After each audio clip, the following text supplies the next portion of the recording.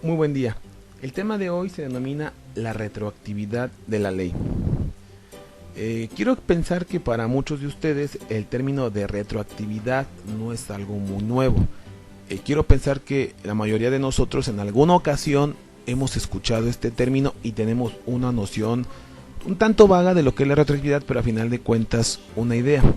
Pero para abordarlo jurídicamente yo me voy a permitir hacer una breve introducción y después precisamente lo que haremos es responder esta pregunta: ¿qué es la retroactividad en materia jurídica?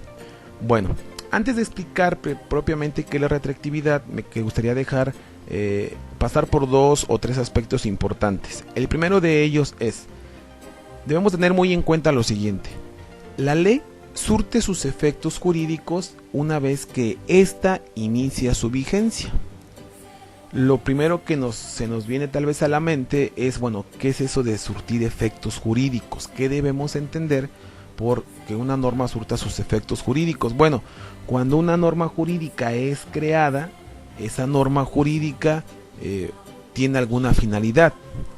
Puede ser que esa norma jurídica esté ordenando a realizar alguna conducta o esté ordenando que se deje de realizar alguna conducta. Podemos tener el caso de una norma jurídica a través de la cual se esté creando, por ejemplo, derechos y obligaciones, o a través de las cuales se modifican obligaciones o se modifiquen derechos, o normas a través de las cuales de plano se extingan derechos o se modifiquen o se extingan obligaciones, entre otros ejemplos. Podemos tener el caso, repito, de normas jurídicas a través de las cuales algún derecho existente ahora se modifica en la manera en cómo ejercerlo. Por ejemplo, a lo mejor tenemos normas jurídicas que lo que pretenden es establecer cómo cumplir con alguna obligación. Podemos tener normas jurídicas que creen derechos respecto de cierto sector de la sociedad, o bien, por ejemplo, algo muy común es pues, alguna norma jurídica que se crea y cuyo efecto jurídico es la creación, por ejemplo, de algún nuevo tipo de impuesto. Eso sería por una parte. Ya entendimos qué es que surte efectos. Ahora la siguiente pregunta tal vez sería, o se nos vendría a la mente, bueno, ¿cuándo inicia una norma jurídica su vigencia? Bueno, hay dos formas. Primera, una norma jurídica, una vez que pasa por todo el proceso legislativo, lo primero que debe de pasar, después repito, de que pasó por todo el proceso legislativo, es la norma jurídica se debe de publicar. ¿Y en dónde se publican las leyes en nuestro país? Bueno, tenemos digamos dos instrumentos para hacerlo. Uno de ellos es que la norma se debe publicar en el Diario Oficial de la Federación, y este instrumento lo vamos a ocupar cuando se trate de alguna ley de carácter federal, es decir, leyes que surten efectos y que son válidas en toda la República Mexicana, en todo el Estado mexicano.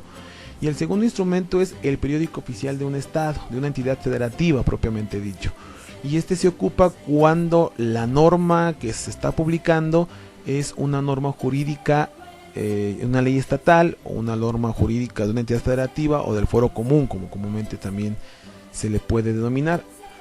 Esos son los dos instrumentos a través de los cuales se puede publicar una norma jurídica, y este es el primer paso para iniciar la vigencia de una norma.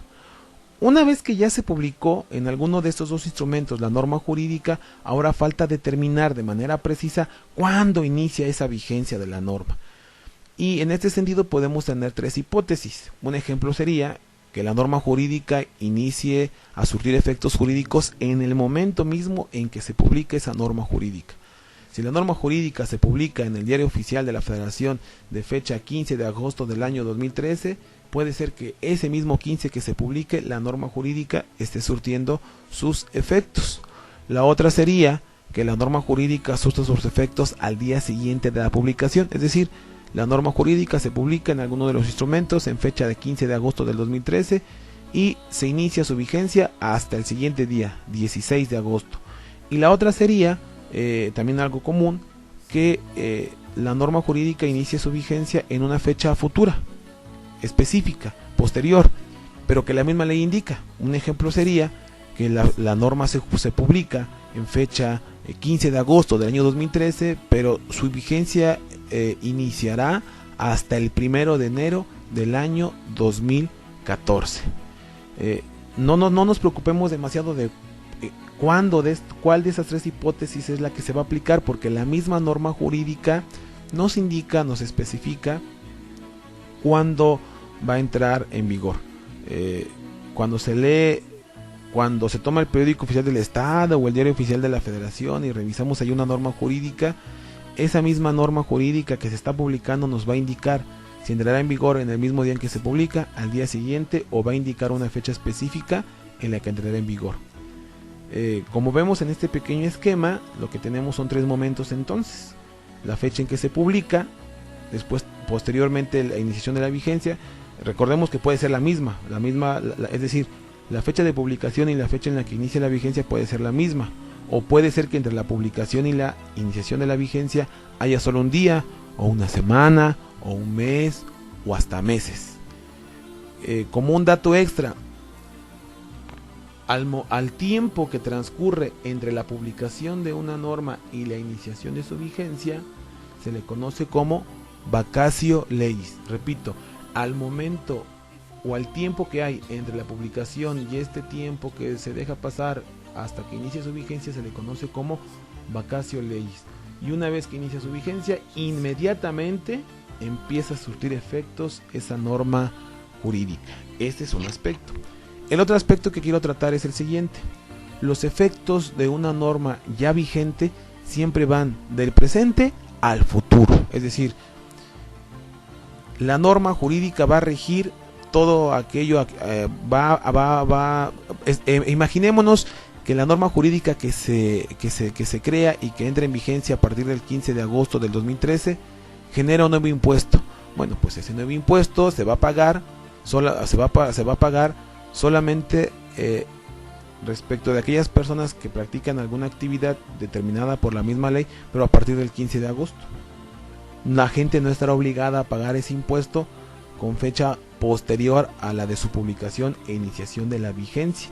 Por eso decimos pues que la norma jurídica siempre surte efectos desde el momento en que se inicia su vigencia y hacia el futuro, mientras no sea derogada o mientras no sea abrogada. Estos términos de derogación y abrogación ya los tratamos en un video anterior.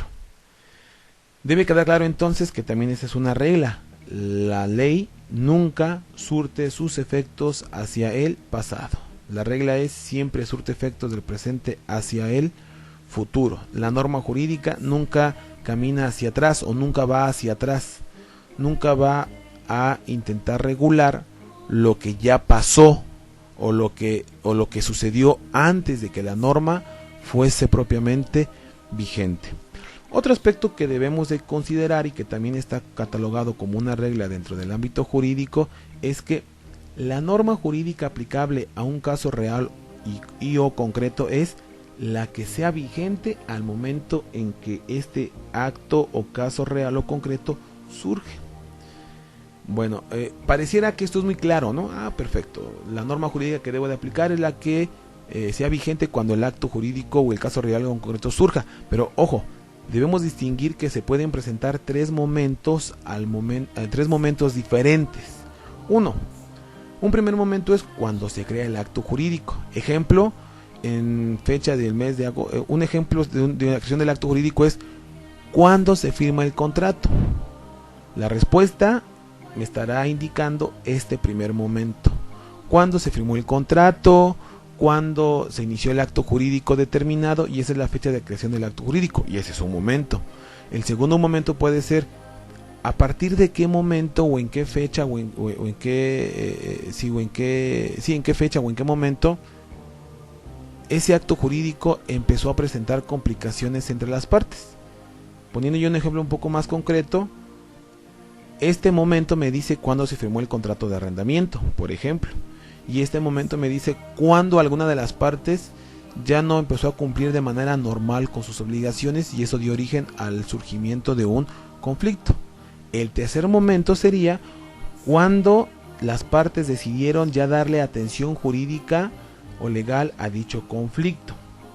Para ser todavía más concretos, me permití poner el siguiente ejemplo. El día 14 de enero del año en curso, por ejemplo, se creó un acto jurídico. Decíamos hace un momento, se creó un contrato de arrendamiento. Y este contrato a partir de esa fecha se empieza a cumplir de manera normal. ¿Esto qué significa? El arrendatario está pagando sus rentas, está cumpliendo con las obligaciones que están dentro del contrato. Lo mismo que el arrendador. cumple con sus obligaciones, no sé, está dándole el mantenimiento adecuado a la casa, atiende cualquiera de las cuestiones que le plantea el arrendatario respecto a alguna falla que presente el bien inmueble arrendado, pero el contrato se viene cumpliendo de manera normal. Posteriormente, el 15 de junio del mismo año, se presenta un conflicto entre las partes, se presenta una controversia. A lo mejor el arrendatario se niega a pagar el mes de renta que corresponda, alegando que el arrendador no ha cumplido con las obligaciones que fueron pactadas a cargo de él en el contrato. Y entonces ya tenemos dos momentos: cuando se firmó el contrato y en el momento en que surge la controversia. El último momento, ¿cuál sería? El 4 de octubre, el conflicto ya llegó a tal magnitud que las partes, el día 4 de octubre, ya deciden iniciar propiamente un juicio. Alguna de las partes acude con algún abogado, inician la elaboración de una demanda, y en esa fecha se está presentando la demanda e iniciando el juicio. Y entonces distingamos 4 fechas: 14 de enero, firma del contrato; 15 de junio, se presenta la primera controversia entre las partes, y el día 4 de octubre la demanda correspondiente se presenta en un juzgado, y con ello se inicia propiamente un juicio. Si atendimos de manera correcta a lo que se indicó anteriormente, entonces creo que no tendríamos muchas dudas. Siguiendo la regla general, ¿qué norma es la que vamos a aplicar al caso concreto? Pues la de fecha 14 de enero del año en curso. ¿Por qué la del 14 de enero? Porque la norma vigente en el 14 de enero del año en curso era la norma jurídica vigente cuando el acto se crea. Recordemos que la regla es esa: la norma jurídica aplicable al caso es la vigente al momento en que se crea el acto. No importa cuándo se inició el conflicto, o cuándo se presentó la demanda, o cuándo se inicia el juicio. Lo que importa es cuándo se crea el acto jurídico que dio origen o del que se deriva el conflicto que queremos resolver. Por último, en este esquema podríamos darnos cuenta: en un primer momento tenemos la creación de un acto jurídico, y en ese momento tenemos al Código Civil con ciertas normas que regulan ese acto. En el futuro se crea un conflicto derivado de ese acto jurídico, pero por casualidad, cuando se crea ese conflicto, coincide con una reforma al Código Civil, y entonces aquí ya tenemos dos circunstancias interesantes: una norma jurídica vigente cuando se crea el acto jurídico, una segunda norma jurídica vigente cuando se crea o cuando surge el conflicto. Y por último, para darle un poco más de contraste al problema, cuando tenemos un momento posterior, que es cuando ya se inicia un juicio y se presenta una demanda, pero coincide que esta demanda se presenta cuando también entra en vigor una segunda reforma al Código Civil. Si hemos entendido hasta aquí perfectamente nuestro tema, no tenemos duda alguna de que la norma jurídica vigente será esta, dado que esta norma jurídica es la vigente cuando se crea el acto. No me importa cuándo surgió el conflicto ni cuándo se inició el juicio, lo que me importa es cuándo se crea, y esa norma es la que deberemos aplicar para resolver nuestro conflicto. En el siguiente video, ahora sí, con estos antecedentes responderemos la pregunta: ¿qué es la retroactividad?